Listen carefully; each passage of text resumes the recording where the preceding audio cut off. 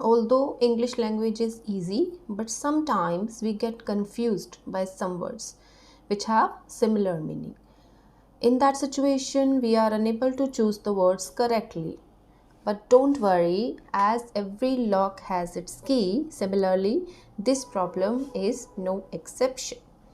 Hello friends, today I am here with you to clarify the differences of the words which have similar meaning so that you can master the language. Okay, few words are there which are similar in the meaning but is having different meaning. Okay, first of all, we are talking about ago and before. Ago and before का मतलब होता है पहले, दोनों का मतलब होता है पहले, बट ये दोनों वर्ड्स अलग अलग जगह पर यूज़ किए जाते हैं. Although ago and before are two words that have the same meaning, but these words cannot be used interchangeably. वैसे तो इन दोनों का मतलब एक ही होता है, पर आप इन्हें एक दूसरे की जगह पर यूज़ नहीं कर सकते. ओके, सबसे पहले हम अगो की बात करेंगे. Ago is always used with a specific time period.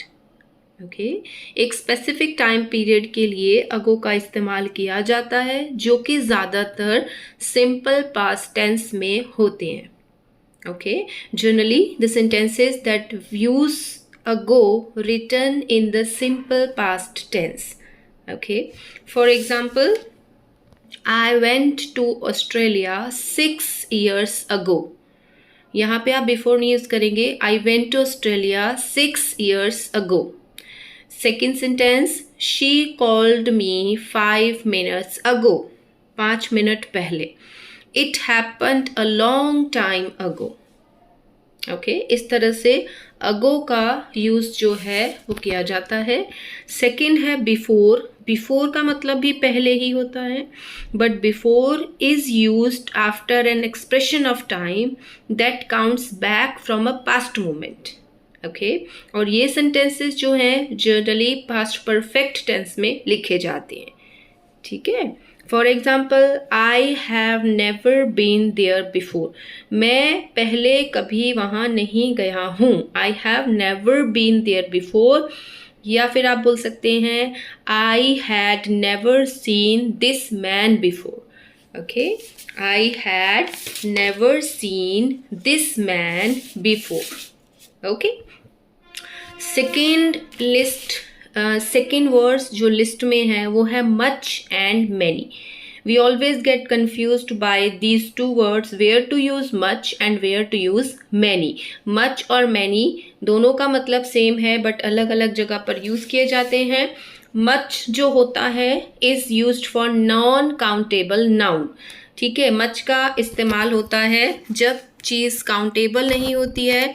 ठीक है, हम उसे नहीं काउंट कर सकते तो इस्तेमाल होगा. काउंट नहीं कर सकते बट आप उसे मेजर कर सकते हैं, नाप सकते हैं, तोल सकते हैं, बट काउंट नहीं कर सकते. फॉर एग्जांपल, जैसे कि वाटर हो गया, सैंड हो गया और समथिंग लाइक दैट जिससे आप काउंट नहीं कर सकते. तो इसके लिए आप एग्जांपल सेंटेंसेस ले सकते हैं. I don't have much money. ठीक है, I don't have much money. आप यहाँ ये नहीं कहेंगे I don't have many money. I don't have much money. और she did not earn much profit this year. Much profit this year. और we had so much fun. ठीक है, हमने बहुत मज़ा किया. We had so much fun. So many fun नहीं, so much fun. On the other side जो many word है वो इसका ऑपोजिट हो जाता है. Many is used for countable noun जिसे हम गिन सकते हैं. For example, mangoes, people, children. ठीक है, जो भी चीज़ गिन सकते हैं उसे हम मैनी यूज़ करते हैं. दे ओन मैनी हाउसेस. ठीक है, उनके पास बहुत घर हैं. तो अब घर है उसे हम गिन सकते हैं, एक है, दो है, तीन है. So they have many houses. Also I do not have many friends. मेरे बहुत फ्रेंड्स नहीं हैं. मच फ्रेंड्स नहीं यूज़ करेंगे आप, मैनी फ्रेंड्स. ओके, थर्ड जो कन्फ्यूज़न वाले वर्ड आते हैं वो है लिटिल और अ लिटिल।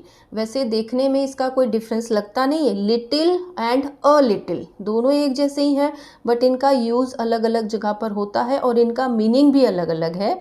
जो सिर्फ लिटिल है, little, little means not much, ठीक है, और almost nothing, okay, and often have negative meaning. जो लिटिल है उसका जनरली नेगेटिव मीनिंग होता है, मतलब नॉट इनफ, बिल्कुल नहीं है, ऑलमोस्ट नथिंग मतलब नहीं के बराबर है, ना के बराबर है, ठीक है। आप यूज़ कर सकते हैं, I speak little Spanish, I will need a translator to help me. इसका मतलब कि मैं थोड़ी बहुत स्पेनिश बोलता हूँ बट मुझे ट्रांसलेटर की ज़रूरत पड़ेगी, मतलब इतनी नहीं मुझे आती कि मुझे ट्रांसलेटर की ज़रूरत है। आई स्पीक जस्ट लिटिल, कि लिटिल बोलता हूँ। या फिर आप बोल सकते हैं I have little money, I need your help, मतलब मेरे पास उतने पैसे नहीं हैं तो मुझे आपकी मदद की ज़रूरत होगी। While a little is having different meaning. A little means some और अ स्मॉल अमाउंट, थोड़ा बहुत है आपके पास में, and often has the positive meaning, मतलब इनफ। लिटिल का मतलब हुआ कि आपके पास में नॉट इनफ है, अ लिटिल का मतलब आपके पास में इनफ है।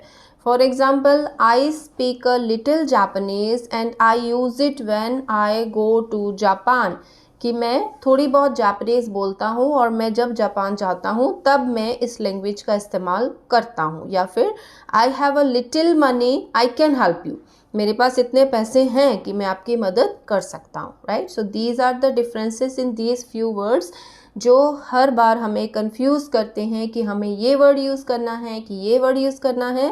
सो आई होप कि आपका ये जो कन्फ्यूज़न है वो इस वीडियो से दूर हुआ होगा। If yes, then please like and share and subscribe to this channel for getting more information about these type of words and the language as well.